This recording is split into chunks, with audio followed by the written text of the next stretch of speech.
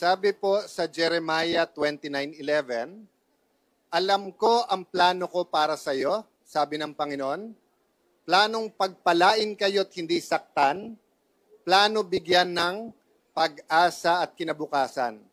Gustong-gusto ko po si Propetang Jeremiah sapagkat siya'y nirerespeto ng Hudyo, ng Muslim at ng Kristiyano. Kayo ba naniniwala na kahit kayo'y deprived of liberty, maganda plano ng Diyos sa inyo? Pero kung maganda plano ng Diyos sa inyo, bakit kayo nakakulong? Yung mga nagnakaw ng bilyon-bilyon hindi nakakulong. Kung maganda plano sa inyo ng Panginoon, bakit yung ideal na numero ng PDL sa isang kwarto hindi nasusunod at siksikan? Bakit yung pinopropose ng BJMP na mga educational program o facilities hindi nabibigay? Simple lang po. Kung may plano ang Diyos, may plano din ang demonyo. Diba? So kung sasabihin nyo sa anak nyo, anak, mag-aral ka ng mabuti, nagdroga, kaninong plano ang sinunod niya? Diba? So kami nandito sapagkat, sabi po sa Biblia, may pumunta sa Panginoon, nagpapakilala na siya'y sumusunod sa Panginoon. I won't talk religion ha.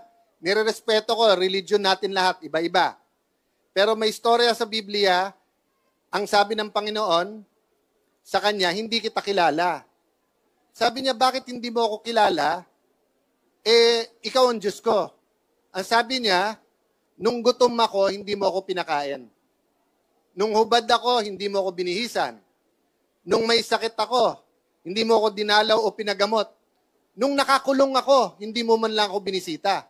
So sinabi sa kanya, Panginoon, kailan ka nakahubad? Kailan ka nakakulong? Kailan ka nagkasakit? Kailan ka gutom? At sabi ng Panginoon, kung sino man ang pinakamaliit sa mga kapatid ko, ang gutom, ang may sakit, ang nakakulong, na hindi nyo pinansin, ako ang hindi nyo pinansin. So sana po sa maliit naming paraan, nakakapagbigay kami ng hindi lang kasiyahan, kung hindi pag-asa sa inyo. Ha? So, yun lang maikli tungkol sa pag-asa. Alam nyo po, si Senator Enrile ay 101 years old na po, 102 na ba? No. Na-imagine nyo po bang mabuhay ng 100 taon? Ang purpose ng buhay ay wala sa tagal. Marami pong na-bless. Meron po tayong Colonel Antonio at sa lahat ng ating mga ginagalang na sa BJMP, meron po tayong naging honorary, veterano, naging guerrilla, panahon pa ng Hapon, namatay siya sa Taguig, 104 years old. Napakaganda ng storya niya. Napakaganda ng storya. Pero alam niyo po, meron pong mga namamatay 19 anyos, ang ganda din ng storya nila. Meron pong nabubuhay ng 80 taon, walang kwenta ang buhay niya. May nabubuhay ng 15 years old. May nabubuhay na bilyonaryo, walang kwenta buhay niya. Pero meron pong nabubuhay na grabe yung sakit, naka-wheelchair. Hindi makagalaw, nakakapagsalita lang. Pero grabe po ang impact niya sa lipunan. So ang message ko po sa inyo, yung purpose nyo, yung bakit kayo nilikha, bakit nandito, hindi nawawala yan. Baka nandiyan ka para yakapin lang yung katabi mo, huwag ka mawalan ng pag-asa. Baka nandiyan ka kasi maliligaw yung anak mo. Pero pag bumisita, anak, di ba lang nangyayari sa akin to, pero sa'yo wag. Wag mo ikahiya tatay mo, nanay mo. Dahil nangyari to para sa'yo. So I'll stop there, but I want to keep emphasizing sa inyo. Hindi kayo aksidente. At nagkamali man kayo, may purpose pa rin kayo dyan. Marami na ako nasama dito para magbigay kasiyahan sa inyo, di ba? Naisama ko na po si Terry Honor, nasama ko si Alma Moreno, kanina nakita ko, nakalimutan ko na nga, si Joel Villanueva, nadala ko na dito. Alam nyo po, pati si Pangulong Duterte, kung naalala po, nadala natin dito, no? Kasi importante po yung kasiyahan. Kaya sabi ko sa asawa ko, napakadami naman kasi sir kaya buti na lang partner natin yung city sa binibigay natin. Yung pakain sa amin pamilya, pero dahil libo nga, nag-iisip talaga kami paano. So sabi ko sa asawa ko sandali, pag ikaw nasa stress, Pag nasa-stress ang Congressman Ading Cruz at saka si George Bocobo, kumakanta. So sabi ko, kuha naman tayo ng kakanta dito ngayong hapon para matuwa naman ang ating mga PDL. Hindi ko alam kung in-announce na sa inyo, kasama po natin ang orange and lemon ngayong hapon na to. Okay? Ayan. So abangan nyo yan. Pero gusto ko po ihatid sa inyo, isang kwento lang po, tapos ipapasa ko yung mic. Ito po ay isang sekretary ng panahon ni President Duterte, nakulong ang tatay niya. Pero pag makita nyo po ang buhay niya, buhay ng mga kapatid niya, yung church nila, mga apo nung tatay niya, makikita mo na yung pagkakulong ng tatay niya ang naging daan ng blessing ng Panginoon sa kanilang buhay. So siya ang magsasalita ng mas mahaba. Iwanan ko lang kayo isang kwento. Nangyari itong mga intriga sa corruption. Yung isang politiko pumunta sa simbahan. Sabi, Father, forgive me for I have sinned. Mga 10 taon na akong hindi nangungumpisal. Sige anak, anong kasalanan mo? Di nagsasalita.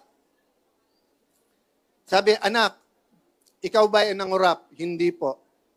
Kasama ka ba dyan sa flood control? Hindi po.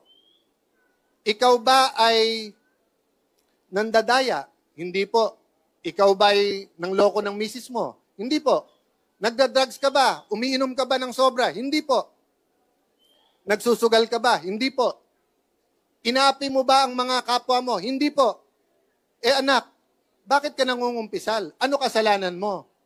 Father, sinungaling po ako. Okay? So anong mensahe ko sa inyo ngayon? Minsan hindi natin alam kung saan mag-uumpisa. Halimbawa, nasa droga, addiction yon. Hindi madaling lumayo sa droga. Pag lumayo ka, bumabalik ka.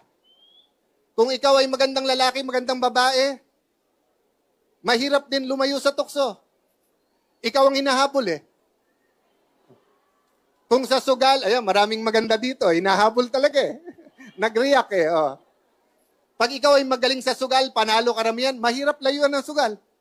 Dahil ikaw nilalapitan. Kaya advice ko sa inyo, umpisahan natin maging totoo.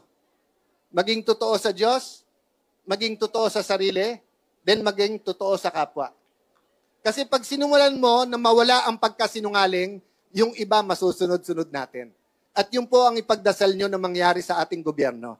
Diba? Marami pong magaling sa gobyerno, pero parang napupunta tayo sa kasinungalingan. So I will stop there, but Brother Jeremiah, tama-tama, Jeremiah din po ito. So si Jeremiah Belica, siya po ang kalaban ng red tape sa nakaraang administrasyon, pero walang politika po.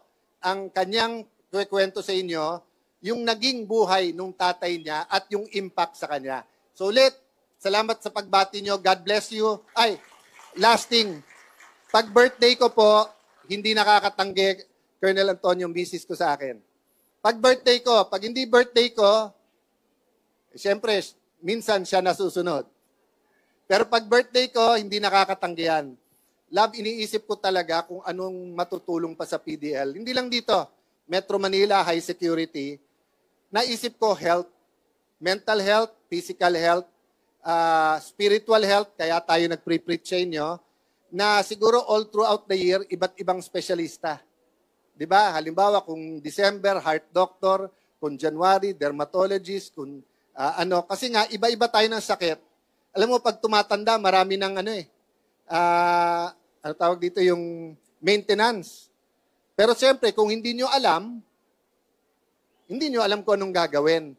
So baka kung papayagan tayo, human rights naman sir ang di ba? Ang health check-up, magkaroon tayo ng mas magandang sistema ng pag-check up para pag dumating ang panahon na kayo'y makakalaya na, malusog ang inyong katawan, malusog ang inyong isipan, malusog din ang inyong spirito. Thank you. Brother Jeremiah.